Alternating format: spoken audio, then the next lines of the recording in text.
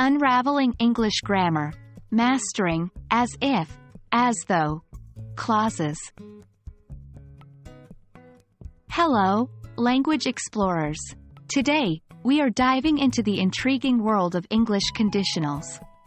In this video, we will zoom into a particularly interesting topic: as if, as though, clauses. These can often be tricky, but don't worry, we are here to simplify them for you. By the end of this video, you'll be using these clauses as though you've been doing it all your life. First things first, let's understand what as if, as though clauses are. These are subordinate clauses which we often use to describe something by comparing it to a hypothetical situation. They usually follow a main clause and help to give additional, often hypothetical or unreal, information about the situation in the main clause. For example, he talks as if he knows everything. She looks as though she hasn't slept in days. In these sentences, the as if and as though clauses express hypothetical situations, not reality. A common mistake is to confuse the usage of as if, as though, with like.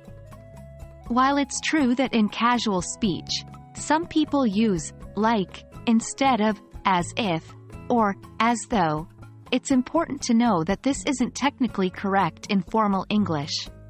Here's why. As if, as though, are used to introduce subordinate clauses, whereas like is used to introduce a noun or phrase. Incorrect. She looks like she hasn't slept in days. Correct. She looks as though she hasn't slept in days. Another important aspect to keep in mind is the usage of verb tenses in as if, as though clauses. This can be quite tricky, so let's break it down. When the situation is unreal but likely, we use present tense in the as if, as though clause. E.g., she treats me as if I were her own child. When the situation is unreal and unlikely, we use past tense. E.g., he behaves as though he were a king. For situations that are impossible, we use past perfect tense. E.g., he talks about Rome as if he had lived there his whole life.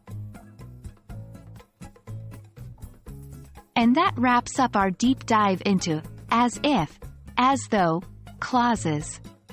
Remember, practice makes perfect, so don't hesitate to use these clauses in your conversations and writing. With time, using them will become second nature to you. We hope you found this video useful and enlightening. Stay curious, and keep exploring the fascinating world of English grammar. Until next time.